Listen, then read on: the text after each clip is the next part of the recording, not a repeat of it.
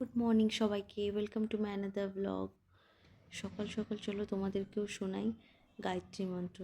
একটু আওয়াজটা দূর থেকে আসে, তবে সামনেই মন্দির আছে তো প্রত্যেক দিন সকালবেলায় উঠে এত এনার্জেটিক ফিল হয়। শুধুই যে গাছের জন্য ব্যালকনিতে দাঁড়াই তা নয়, আগে কি জিরা ওয়াটারটা বসিয়ে দিয়ে আমি আগে ব্যালকনি থেকে কিছুক্ষণ গানটা শুনি। চলো তোমরাও শোনার চেষ্টা করো দূর থেকে, কিন্তু তাও চেষ্টা করো, ওকে?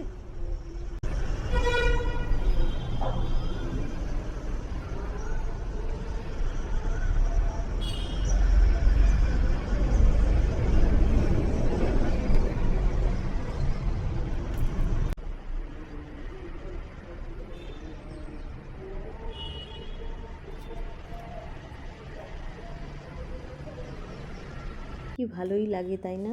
শুধু গায়ত্রী মন্ত্র নয়, বাকি ঠাকুরের যা মন্ত্র গান আছে সবই শোনা যায়। আর দেখো, সকাল সকাল দেখি বাড়িতে একটা প্রজাপতি এসে হাজির। কি ভালো লাগছিল সকালবেলাটা। আজকে আমার মনটা খুবই ভালো ছিল। তোমরা আমার ঢং দেখেই বুঝতে পারবে।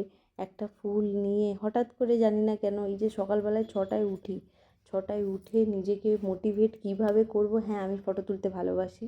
হ্যাঁ, আমি ফুল নিতে ভালোবাসি।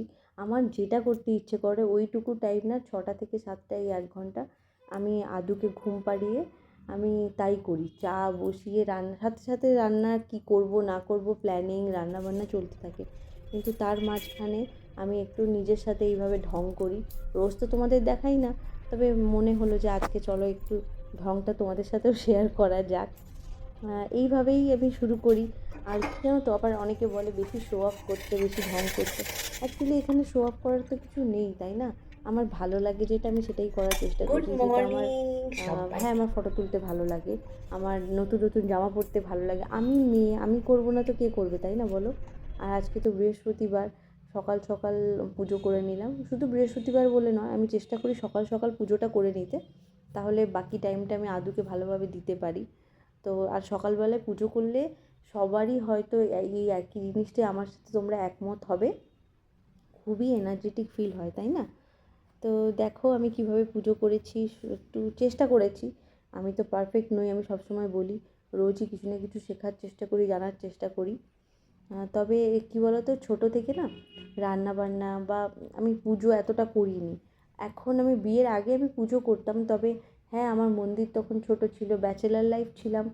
তো ভাবলাম যে তোমাদের সাথেও আমার কথাগুলো শেয়ার করি। এই যে এই টাইমটা, 4 বছর বিয়ের, আমি সত্যি সত্যি যেভাবে সংসার করা হয়, আমি জবও করতাম, তো সবটাই আমি ভালোবেসে করেছি। তবে কী বলতো, এই যে অনেকে বলে না যে রান্না করলেই পারফেক্ট, এরকমটা নয়। বাকি মনের কথা না হয় নেক্সট অন্য একটা ভিডিওতে জানাবো।